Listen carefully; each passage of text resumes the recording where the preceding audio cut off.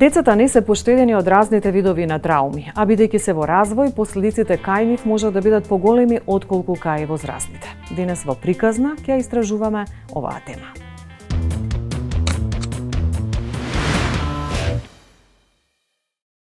Може да имаме физичко, психичко, сексуално малтретирање или пак запоставување.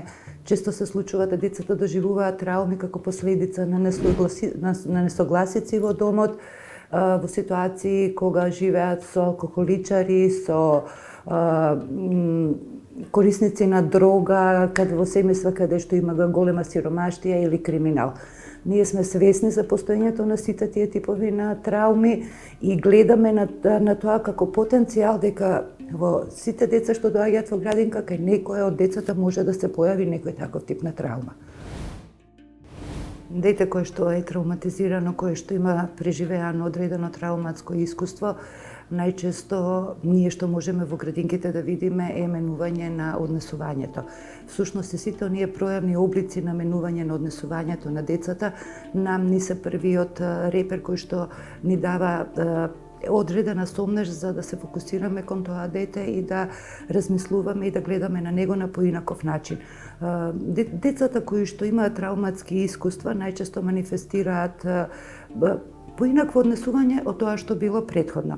Ние во градинката постојано ги следиме децава, значи ја следиме социјалната и емоционалната клима каква е, имаме увид на однесувањето на децата секојдневно.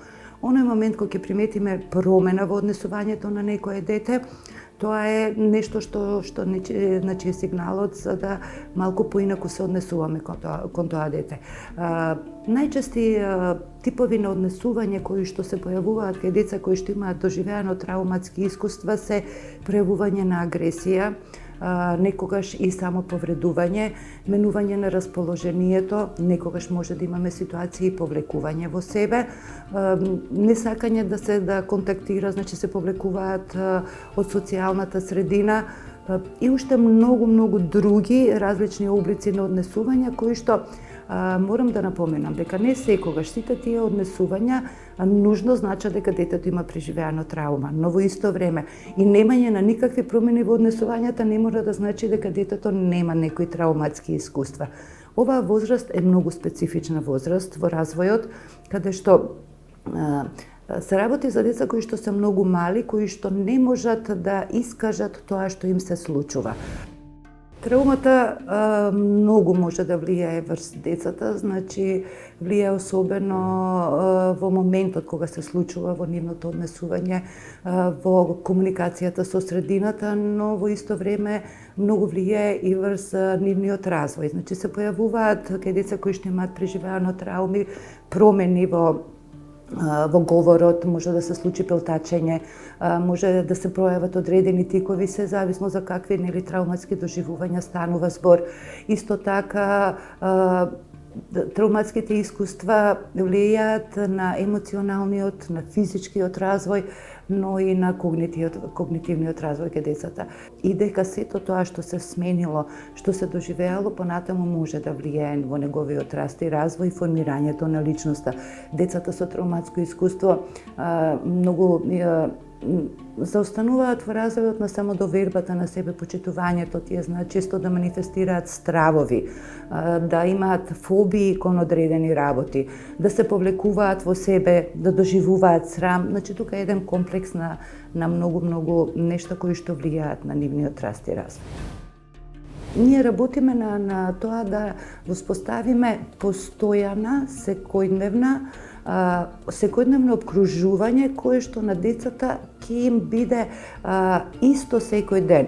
Да воспоставиме рутини. Рутините се многу важни затоа што рутината овозможува една предвидливост на нештата што ќе се случуваат во текот на денот, а тоа пак ни дава сигурност дека кога ќе дојде детето во градинка е сигурно знае однапред како ќе тече целиот ден и за разлика од таа некоја си со претпоставка нели семејна атмосфера каде што се доживувале траумите, лесно ќе може да ја надмине барем додека е тука, додека престојува во градинката.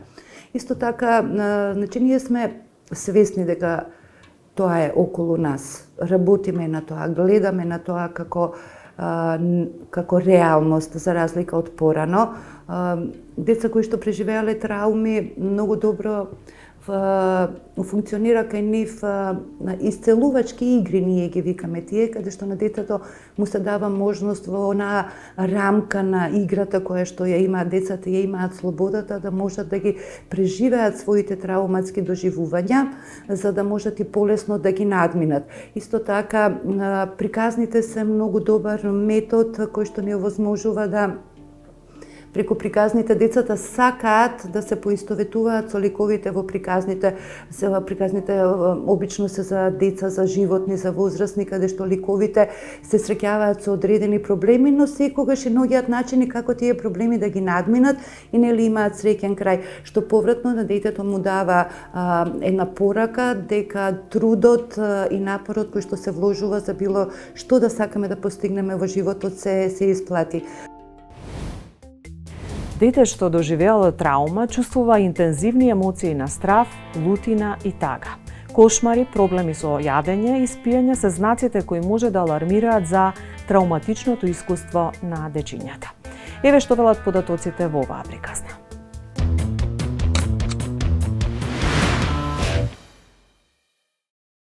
Траума е некој настан кој е неочекуван, ненаден, со голем интензитет, кој за лицето кое го доживува ова трауматско искуство е вознемирувачко, застрашувачко и загрозувачко. Трауматските настани може да биде трауматски настан само за една конкретна личност на индивидуално ниво како го доживува, или може да бидат крупни, големи, колективни, кои на колективно ниво ние ги доживуваме како трауматски настани. Трауматските настани се трауматски бидејќи носат промени во нашиот вообичаен начин и стратегии кои ние веќе ги имаме осмислено во животот како да се справуваме, и тие ова го изместуваат и го поместуваат. Така да трауматското во еден ваков загрозувачки настан е чувството дека нас не достигаат стратегии за да можеме да се справиме со некое искуство на кое сме изложени. Сега, колективни трауматски настани како што се војни, како што се елементарни непогоди, ние колективно ги доживуваме како трауматски настани бидејќи не загрозуваат сите, или може да бидат индивидуални настани, да речеме сообраќајна несреќа, губиток на многу блиска личност, жртва на одредено насилство или сведочење на насилство, кое можеме да го исто така наречеме како трауматско искуство. Изложеноста на траума за жал многу силно влијае врз децата. Ако зборуваме за училиште и трауматски вообичаени настани на деца на школска возраст, можеме да ги поделиме на некој начин трауматски искуства кои детето може да биде изложено во училиштето и училишниот контекст, да речеме насилство во семејството, физичко, психичко, сексуално насилство, изложеност, сведочење на насилство, загуба на многу блиска личност. Додека пак во училишен контекст на некој начин не се очекува децата во начинот како што е организиран животот да доживуваат трауматски искуства, бидејќи е на некој начин уреден животот. Меѓутоа, ако нешто кажеме дека може да се очекува во училишен контекст да го доживеат деца како траума, да речеме еве повторно елементарна непогода, пожар, незгода, значи пожар, земјотрес, може би сцена на насилство, да е нападнато училиштето, еве ние знаеме еден настан од крупен карактер и трагичен како што она што се случи во Рибникар, во нашата соседна земја, каде што беа изложени на насилство, на сериозно насилство децата и загуба на детски животи. Или пак да речеме на индивидуално ниво да е детето изложено на врстичко насилство во подолг временски период од кој има чувство на безизлазност, веќе може да премине во трауматско, не само стресно искуство, или да речеме она што е индивидуално е едно например можеби начин на третирање и однос на наставник кон дете, која можеби има најдобра намера да го научи да е поспремно, а да биде силно засрамувачко искуство за детето сред час, сред публика, сред другите деца и да го доживее како интензивно трауматско искуство на лично и индивидуално ниво. Се проценува дека 46% од децата доживуваат траума во одреден период од детството, а тоа може да им предизвика емоционална лузна. Светската здравствена организација проценува дека 40 милиони деца под 15 годишна возраст секоја година стануваат жртви на насилство.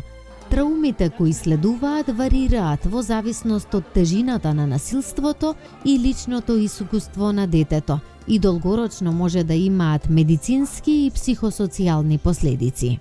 Секое дете е различно како личност, па затоа она што е трауматично за некое дете не мора да биде трауматично за друго дете. Страв, несоница, главоболки, намален апетит се дел од нарушувањата кои траумата ги предизвикува кај децата. Не се исклучени ни сериозни здравствени проблеми поради кои мора да се посети лекар. Тоа се некои типични физиолошки и психолошки реакции кои може да се случат кај децата и кај возрастните кои ги доживуваат. Младо дете, кога е изложено на трауматско искуство, има во прв момент е чувството на шок и на неверица дека воопшто, неверување дека воопшто се случува тоа што се случува. Така да, тинеџер, младенец може да постави прашања зошто е ова вака, зошто ми се случува на мене, и да го мача, да речеме, овие прашања.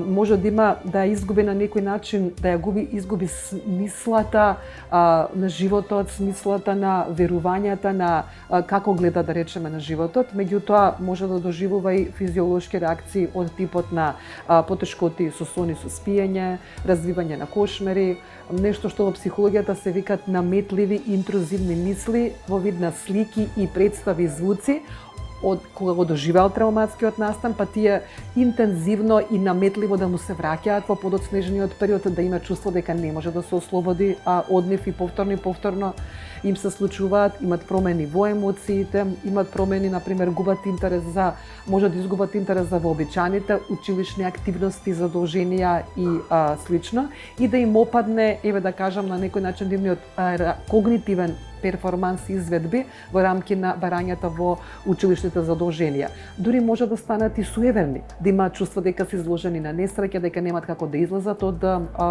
еден ваков, да речеме, трауматско искуство или настан кој што им се случил. Симптомите кои можат да сигнализираат дека децата доживуваат траума се вознемиреност или раздразливост, страв и загриженост, тага и намалена концентрација, несоница или проблеми со спиењето, главоболки или болки во стомакот, промени во училишниот успех, проблеми или промени во исхраната, како барање да се конзумираат јаглехидрати, губење на апетитот и слично. Проблеми во комуникација со родителите или другарчињата, незаинтересираност, замор и вртоглавици, повлеченост. Траумата влијае кај сите деца. Кај децата на училишна возраст може да влијае врз намалување на нивните перформанси како ученици. Да имаат потешкоти во изнаоѓање на фокус и на концентрација, потешкоти со помнењето, потешкоти со учењето, споменав и предходно губење на интерес за да одговори на училишните задолженија, така да и ова да влијае и на пројавување на отпор да доаѓа во училиште, на чувство дека може да одговори, дека има доволно капацитет да одговори на оно што го бара училиштето од него, да одговара на лекции, да ги учи лекциите, да се снаоѓа со децата, може да се повлече, да се изолира, што секако повикува на препознавање и на некоја соодветна реакција, да речеме, од училиштето. И децата од предучилишна возраст покажуваат сигнали кои алармираат дека доживеале траума. Во промена во однесувањето. Не умеат да ги контролираат чувствата. Се појавува, пример, пелтечење. Се појавува повлекување во однесувањето, асоцијалност, значи не сака да се дружат. Или пак друг екстрем, насилни се, инатливи се. Може би сте забележале често пати и дете кое се фрла на пот, па силно плаче, се треска, тантруми, значи се појавуваат тантруми. Исто така во нашата работа често се случува повторување на цртеж. Ако некој дете постојано црта нешто исто, тоа ни е сигнал дека нешто се случува во неговиот живот, дека има некој стрес или траума. Родителите имаат клучна улога за да им помогнат на децата при исправување со траумата. Секако не само родителите, туку и наставниците. Меѓутоа, родителите најчесто поминуваат најмногу време со своите деца и тие се првите кои треба да ги забележат промените кои настанале. Секако клучниот збор е токму поддршката, и едната, сите може да дадат поддршката е многу клучна за да може да помине детето и младинецот, да речеме низ едно трауматско искуство, она што потоа со одредена симптоматологија го носи трауматското искуство. Родителите може да помогнат така што ќе ја препознаат, ќе го препознаат проблемот, ќе ја препознаат потешкотијата, ќе ги препознаат реакциите со кои реагира детето. Немал дел од нив, значи може да бидат силни емоционални реакции со тага, со лутина, со раздразливост, значи да не се лутат за овие реакции кои ги, да рече, ги пројавува детето, да во одреден период да покажат прифаќање дека се ова нормални реакции. Училиштето исто така може да ги препознае потешкотиите, да речеме, на детето, да биде запознаено барем до одредена мера од каде се овие реакции, до одредена мера што се случило, да речеме, со детето, да покаже подготвеност, да го почека детето, да некако се го процесира и се снајде и се прилагоди на новиот начин, може би на размислување и барање што го поставил животот и ова трауматско искуство пред детето, за да може да го организира, да речеме, преку советување со педагошко-психолошката служба, преку, да речеме, да ги поучи, може да се пренесат информации на децата, едукативни информации кои што на некој начин ги информираат и едуцираат децата ни што се може да поминат, да знаат да очекуваат дека можат со овие ситуации да се, или внатрешни доживувања да се соочат, да овозможат можности за советување со стручно лице, можни да отворат насоки, да им дадат, да речеме, и на класните раководители како да разговараат со децата, на предметните наставници, например, да ги почекаат, не морат веднаш да ги испрашуваат, не морат веднаш да ги оценуваат, да им се остави простор да се прилагодат на ситуацијата, да се прилагодат на своите реакции, па можеби да ги поучат и врсниците, како и тие да дадат врсничка поддршка едни со други, да може да поминат побезболно низ целиот процес, ако е воопшто возможно.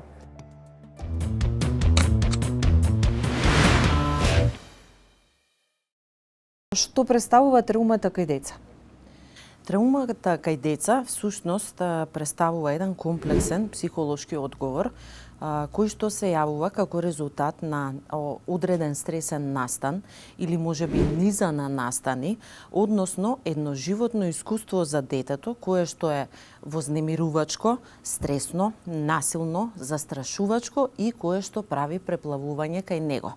Кога збориме за траума кај детето, всушност мислиме на настан кој што предизвикува чувство на небезбедност и чувство на загрозување на физичкиот интегритет и емоционалната добросостојба која што тоа преходно ја чувствувало.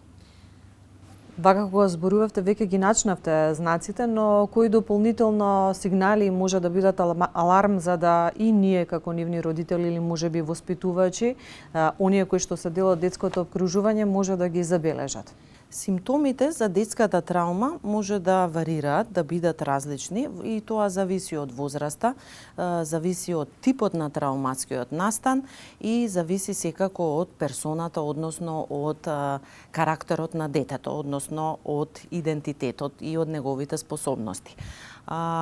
Кога збориме за симптоми кои што треба да ги знаеме, нели, за да ги препознаеме, прво би ги напоменала емоционалните симптоми, односно детето кое што има доживеано одредено трауматско искуство може да чувствува анксиозност и тага, може да чувствува интензивен страв, загриженост да не се повтори трауматскиот настан, може да се појават низа на стравови, вклучително и стравот од смрт.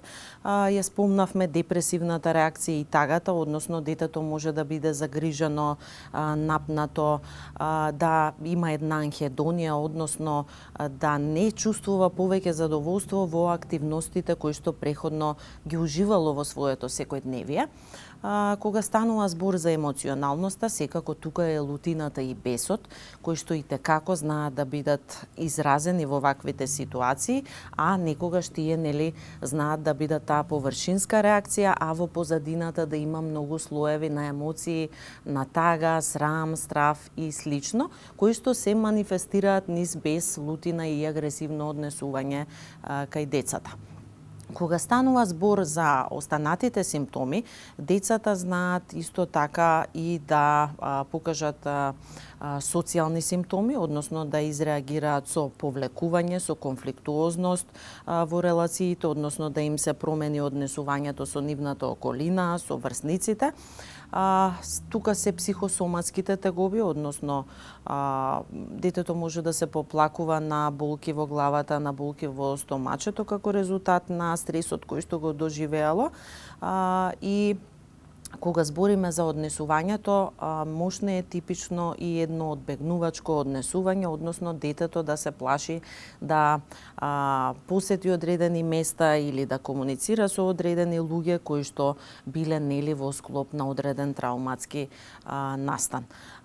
Не смееме да ги заборавиме ни когнитивните потешкоти, односно детето кое што има доживеано трауматски стрес може да има проблем со фокусот, концентрацијата, а тука се и оние типични флешбекови кои што се еден од карактеристичните симптоми кога има трауматски стрес или има посттрауматско стресно расстройство, тоа се флешбековите, односно интрузивни, повторувачки мисли, спомени и слики кои што знаат да му се навраќаат на детето.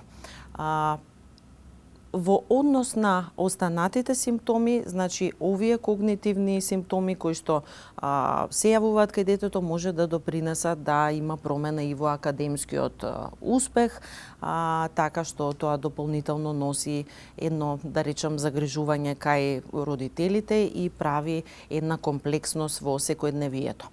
Кога станува збор за симптомите по доживеен трауматски настан, огромен стресор, може да има разлика, односно кај малите деца, например, можеме да ги забележиме дека може да се јави појава на потешкотија во атачментот, односно поврзување со негователите, со родителите и може да се појави страв да бидат одделени од нив, односно така наречената сепарациона анксиозност. Кога збориме за промени, кај најмалите, исто така е типично како појавност регресивното однесување, што во суштина значи дека детето може да почне да се однесува како што се однесувала на преходната возраст, во преходната развојна фаза, односно може да почне повторно да мокри навечер или да го цица палецот, или да го привлекува вниманието на негативен начин, односно да покажува некакво регресивно однесување кое што родителот го забележува. Нешто што е впечатливо за помалите е дека најмалите деца до 5-6 година знаат трауматскиот настан да го одигруваат низ играта, и да постојано во секојдневието да го зборуваат истото, цртежот како медиум исто така може да пројави доста индикатори дека детето доживеало некаков стрес и трауматски настан, па ние знаеме во секојдневната практика да забележиме кај децата дека има разлики во изборот на бои, во изборот на содржина што ја цртаат, во тоа како цртаат, во дебелината на линијата и слично, а дури може и самите родители тоа да го забележат па да побараат стручна помош. Кога станува збор за школските деца, децата кои што се од 6-та година некаде до 12-та, може тој без и таа агресивност нели да предизвика конфликтозност, промени во училишната средина покрај тој пат на академскиот успех и слично, или па да донесе до повлекување наспроти таа конфликтуозност.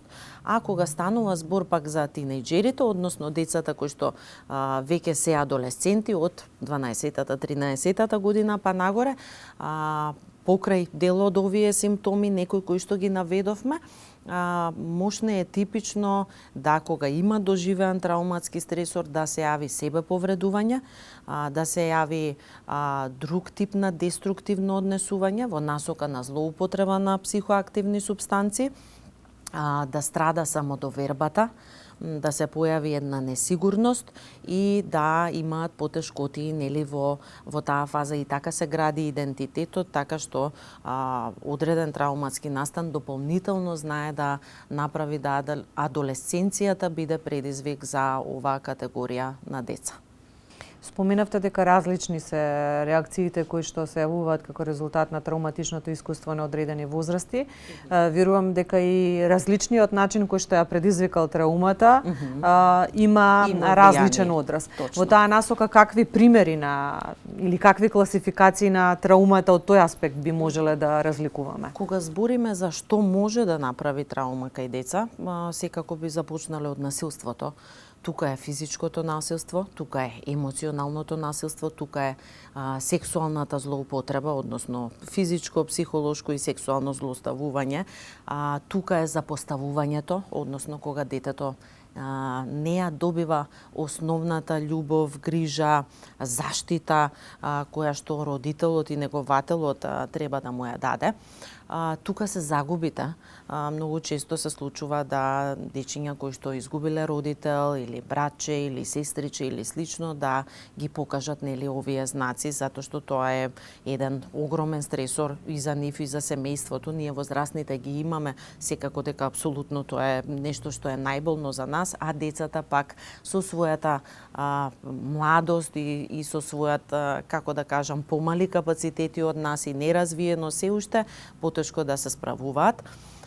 Тука се големите промени во семејството, односно прво би го кажала семеното насилство, со тоа што детето може да е учесник, односно да има насилство врз него, но и самото сведочење на некакво насилство во партнерството, односно кај своите родители или пак во околината, апсолутно може да биде травматски фактор. Тука се и големите семени промени, односно разводот, доколку станува збор за тежок, конфликтуозен развод, во кој што има огромни потешкоти во справувањето и адаптацијата и како знае да предизвика одреден тип на промени кај децата. Тука се катастрофите, природните катастрофи, несреќите, сообраќајни незгоди, противправно одземање на детето, нешто што може би поретко се случува, меѓутоа нели сведочиме во вестите постојано нели слики за деца кои што се покрај со физички повреди и емоционални трауми од воените подрачја, така да тоа е еден огромен стресор и меѓу ваквите огромни стресори и трауматски фактори би го споменала и булингот, односно врсничкото насилство, кое што и текако, оди на еден спектар, може да биде нели од некаква, ако може да си дозволиме да кажеме поблага форма, меѓутоа знаеме да се сретнеме со врсничко насилство кое што предизвикало сериозни травматски стресни симптоми кај децата. Факт е дека ние како родители не можеме да ги чуваме во некој заштитен балон до крајот на животот со цел да ги заштитиме од сето она што им се случува, но кога да препознаеме кога треба да побараме помош? Доколку родителите забележат било какви големи промени, еве, јас се обидов нели да набројам најголем дел од нив, има и други, и тие промени не се тргаат, не исчезнуваат по топлината, љубовта и интервенцијата на родителот, нели секако родителот е тој кој прв веднаш треба да реагира кај детето, доколку има некои интензивни симптоми од овој тип, како што ги набројавме, кои што траат, многу е важно да се направи рана интервенција, односно да се побара стручна помош. Кога велам на стручна помош, мислам на психолог, психотерапевт или психијатар за деца и младинци.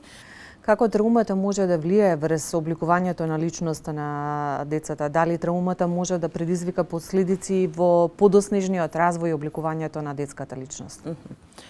Дефинитивно да, односно траумата може да има влијание врз сите аспекти на развојот кај детето и врз создавање на неговата личност и понатамошен идентитет, затоа што таа има свој невробиолошки механизми и особено во тие рани критични периоди може да влијае на структурата и функционирањето на мозокот, затоа и е важна раната интервенција. Што тоа значи? Односно, покрај акутната реакција на стрес, покрај посттравматското стресно расстройство, значи кај децата подоцнежно може да се јави една хронична анксиозност, може да остане една хронична депресивност и всушност траумата може да направи, како да кажам, едно поле за понатамошни психолошки расстройства кои што се поврзани со менталното здравје на детето. Исто така, на план на личност може да влие врз самодовербата, може да влие врз една зголемена плашливост, односно да се перцепира светот и одредени настани како опасно место, влие на сигурноста, може да влие на довербата во другите луѓе, доколку трауматскиот настан нели бил поврзан со некакви интерперсонални релации и слично, така што односно влие на воспоставување на приврзаноста и идните врски, партнерски, социјални, секакви и слично. Кога станува збор за другите аспекти, може да влие врз когнитивното функционирање, односно врз капацитетот за учење. Знаете, кога станува збор за траума, преходно кога зборевме за когнитивните функции, детскиот мозок кога е изложен на стрес станува хипервигилен, односно вниманието оди на секаде и тоа нели го носи тоа отежнување. Би сакала да пренесеме една поука за сите нас како родители. Често пати и ние, не сакајки, предизвикуваме траума кај децата како нивни воспитувачи и насочувачи во насока викаме, ги дискриминираме децата или често пати сакаме да превземеме премногу контрола, што пак е погрешно. Ниеден родител не е совршен. Верувам дека секој родител се труди согласно своите капацитети и знаења максимум што може.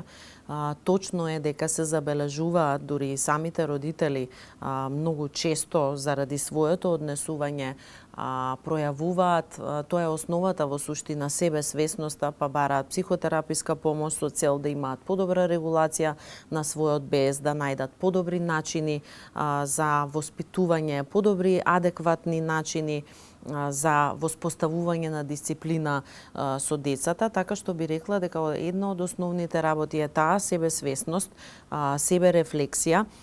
Секако тука и психоедукацијата, затоа нели го говориме ова, за да се знае дека родителот како некој што е прв до детето има најголемата одговорност и најтешката задача, нели? Така што континуирана психоедукација за како однесувањето на родителот може да влие на детето е нешто што е неопходно. Во таа насока е препорачано да секој чита, се едуцира, посетува обуки, курсеви за свесно и позитивно родителство. Секако тука е емпатијата. Ние како возрастни не смееме да заборавиме да влеземе во чевлите на детето и да ја видиме таа детска позиција, така што со работата на себе, со пружање на една топла поддржувачка средина во која што ќе има поле за разговор, ќе се направи поле за изразување на емоциите кај децата. Трауматичните реакции на децата се разликуваат во зависност од природата на траумата, потоа индивидуалните семејни и социјални карактеристики на детето. Голема улога, секако, игра и целокупната рамнотежа на ризик и заштитните фактори во нивните животи. Ова зависи од нивната возраст и од фазата на развој.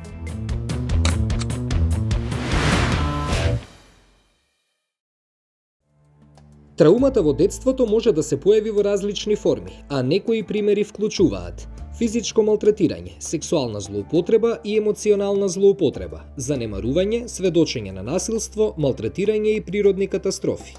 Разводот на родителите е еден од најтрауматичните настани за детето. Детето може да го промени местото на живење, во зависност од тоа со кој родител ќе живее, се чувствува како да е само на овој свет и смета дека му е наметнато да одбере кој родител го сака повеќе. Може да се појави чувство на вина дека поради него се разведуваат и неговите родители. На различна возраст различно го манифестираат. И кога зборуваме за најмладата возраст на деца, некаде деца до предучилишната возраст, во таа возраст можеме да очекуваме дека децата ќе реагираат повеќе со своето однесување.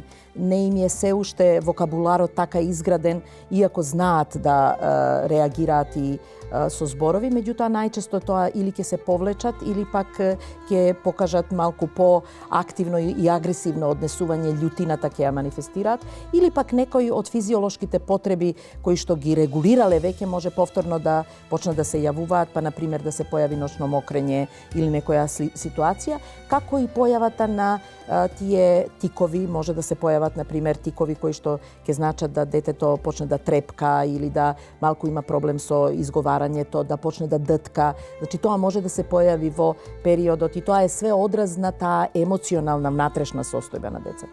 Кога е дете на возраст училишно до периодот на адолесценцијата, тогаш многу често гледаме ситуации на стравови, гледаме ситуации на поврзани со училиштето и со образовниот процес, на пример одбивање да оди на училиште, дружењето со другарчињата или училишниот успех почнува да закажува, се пројавуваат како да е незаинтересирано. За разлика од тоа, пак децата кои се во адолесценција веќе влегуваат во една друга фаза во која што тие може да ги манифестираат сите овие претходни како и во училиштето, на пример, да исто така бегаат од часови, да не се редовни на училиште, да не ги завршуваат своите обврски, да не покажуваат успех како и претходно своите врсници да покажуваат, меѓутоа тука ја имаме сега и опасноста да ако не можат да се справат со сите тие емоционални болни ситуации за нив, многу често може да се случи и да влета и нешто што често го гледаме, а тоа се психоактивните супстанции. Значи, веќе во адолесценцијата на децата им се достапни, на прво место тоа е алкохолот, кој што овака ние од домаќинет, нели, и го имаме како милениче, меѓутоа децата знаат да влегуваат во ексцесивно консумирање на алкохол или да користат некои од другите нелегални психоактивни супстанции, како што е канабисот или некои од другите, како што се опиоидните дроги, се со цел да си ја намалат внатрешниот немир и внатрешната болка, и сето тоа е исто така голем одраз на неизвестноста во која што живеат децата, и затоа родителите имаат обврска да им помогнат да ги јасно дефинираат работите, за да децата побрзо и полесно се адаптираат на новата ситуација. Децата се секогаш најчувствителниот дел во семејството и секако дека она што ќе се случува на ниво на нивните родители како партнери и разводот на бракот ги допира и нив. Па сепак ние знаеме дека колку се поподготвени родителите и колку се посогласни околу тоа како ќе им пристапат на децата во соопштувањето на одлуката за развод, во тоа како ќе се успеат да се договорат како понатаму ќе се грижат за децата, децата успеваат да тоа полесно го пребродат, и не е точно дека децата најдолго патат и дека децата се најдолго чувствителни, тоа се често пати и проекции на родителите, знаете, за она што како они ги чувствуваат своите деца. Смртта е една од најтешките трауми во животот на секој човек. Таа остава долготрајни последици, посттрауматолошки стрес кај децата. Преселбата знае да предизвика голем стрес кај детето. Нова соба, нови комши, понекогаш и промена на градинка или училиште. Детето се соочува со многу нови нешта, а со кои нема стекнато удобност и комфорт. Многу често во вакви ситуации, детето знае да даде отпор, да покаже лутина кон родителите, да плаче постојано, да изразува желба за стариот и добро познат дом. Посттрауматично искуство на детето може да биде и работата на родителите. Нагони на повраќање, покачување на телесната температура, разболување, трески. Ова се манифестации кои се појавуваат кога родителот го пречекорува прагот од вратата. Детето мисли дека повеќе никогаш нема да го види. Главната специфика на трауматичните доживувања не е во тоа што се ретки и не секојдневни, туку поради тоа што длабоко го нарушуваат вообичаениот начин на живот и доведуваат до слом на системите на адаптација на животните услови. Честопати родителите со цел да ги заштитат децата создаваат емоционална блокада кај нив. Некогаш родителите прават една грешка, а тоа е да ги заштитат, сакајќи да ги заштитат своите деца, да не поминуваат низ сите емоционални искуства низ кои што они поминуваат, тогаш пред нив воопшто не ги покажуваат своите доживувања, емоции, начин на справување со губитокот. И тоа е грешка заради тоа што на тој начин не им даваат право на децата да и они заедно со нив учат да се справуваат со сите тие силни емоции низ кои што поменуваат, а особено да се прилагодуваат на новонастанатата ситуација на губитокот во семејството. Најчесто родителите, сакајќи да ги заштитат децата, тоа уствари го замрзнуваат и не го разговараат.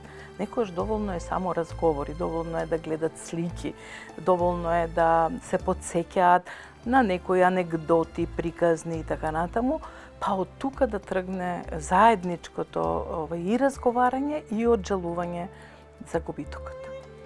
Тешко е да се каже кој и во колкава мера има претрпено траума, па затоа системот и заедницата може да поведат сметка сите деца да се чувствуваат безбедно, сигурно, згрижено и заштитено.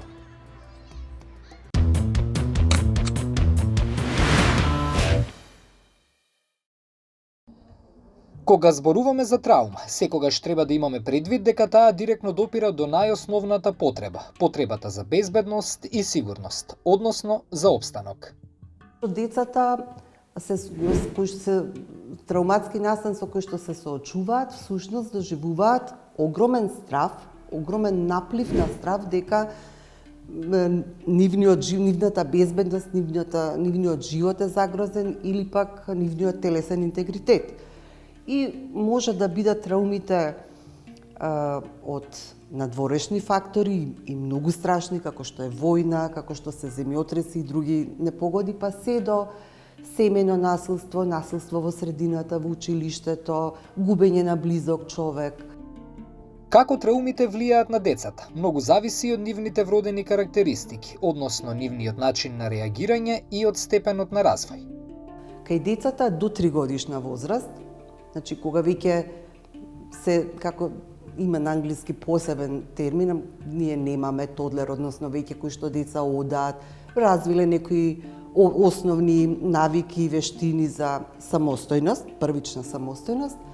Меѓутоа, тие деца се уште во многу зависат од родителите, односно од возрастните, и во смисла на тоа да им го протолкуваат што се случува во настанот и во смисла на тоа да им објаснат за односите со луѓето, нели им кажуваме на децата, ова е дадичка, со неја ќе си играш, значи ги учиме, они се во тој процес на градење на вештините, во процес на градење на вербални, на комуникацијски вештини, меѓутоа когнитивниот развој го нема достигнато нивото на увидување на причинско-последичните односи, што се случило, како се случило, и тие деца се многу ранливи, едноставно, не само што не можат добро да ги, или можат да формираат неточни претпоставки за настанот што се случило и врз основа на тоа да ги градат потоа односите со другите.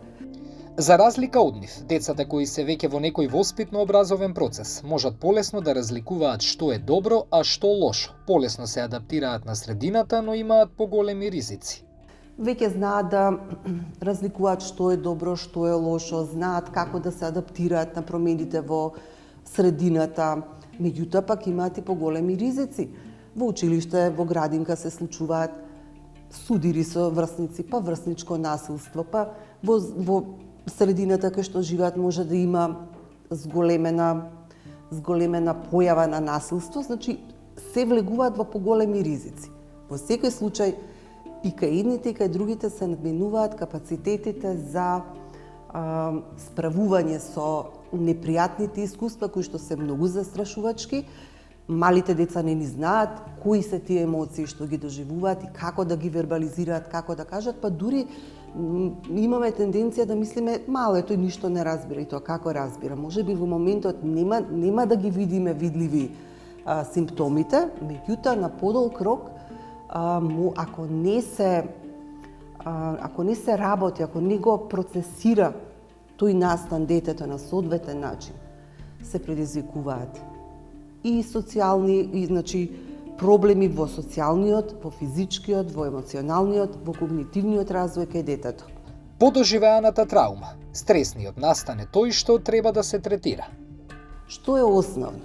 Бидејќи во траумата најстрашното што се случува кај детето, па и кај возрастните, е чувството на небезбедност, чувството на закана по животот, чувството на закана по мојата емоционална, односно на детето, емоционалната, физичката добросостојба и интегритет телесен и емоционален. Најзначено е да има возрастен во кој што има доверба, кој што ќе му го обезбеди чувството дека се е во ред, дека е безбеден, дека не треба да се плаши или безбедна, не треба да се плаши, и стекнувајќи таа доверба, стекнувајќи го да се смири.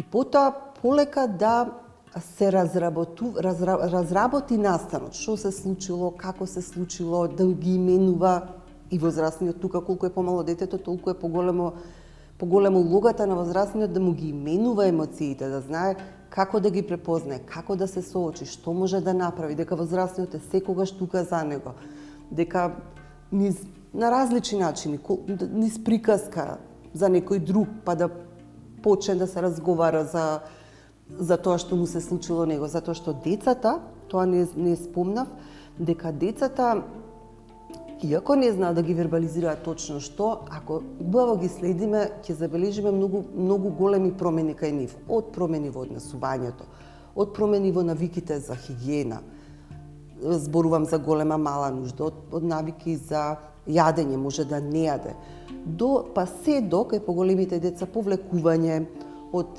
друштво, осамување, одење во фантазија.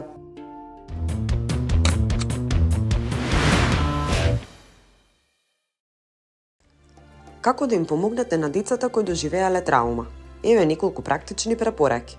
Разговарајте со своите деца. Користете зборови кои децата ќе ги разберат без да ги збуните. Обидете се да оставите доволно простор за прашања кои ќе ги одговорите со смирен тон на вашиот глас. Понекогаш децата едноставно се чувствуваат подобро кога поминувате време со нив на забавни активности. Обидете се да поведете семејна рутина во домот. Организирајте дневно заедничко време во кое заедно ќе ги планирате своите активности. Рутината создава чувство на сигурност. Кажете им на вашите деца дека е во ред да се чувствуваат лути, исплашени, осамени или анксиозни и дека другите луѓе ги споделуваат истите чувства. Уверувањето е важно. Затоа потсетете ги дека сте уверени дека можат да се справат со ситуацијата. И чувството на вознемиреност, страв или загриженост се нормални. Укажете им на децата дека за нив, како и за секоја емоција, треба да се разговара. Помогнете им своите емоции да ги изразат на правилен начин. Помогнете им да ги изразат причините за лутина без страв, без да се убедувате дека не постојат. Научете како да управувате со своите емоции. На тој начин придонесувате да го следат своето расположение и да научат на кој начин да си помогнат.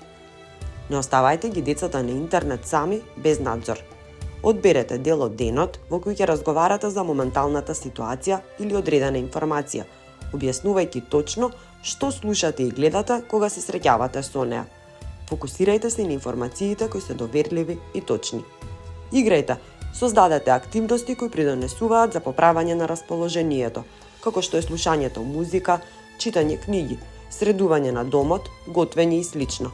Заедничките активности кои се прават низ игра им помагаат на децата да почувствуваат блискост и сигурност, да ги обработат информациите кои ги збунуваат и да ги зголемат своите капацитети и вештини за совладување на стресот. Колку и да се трудиме, не можеме да ги задржиме нашите малечки во заштитен балон и да ги заштитиме од лошите работи што им се случуваат или ќе им се случуваат. Но треба будно да го следиме нивниот развој и да ги забележиме знаците кои алармираат за траумата, со цел да ја препознаеме и да им помогнеме. Довидување.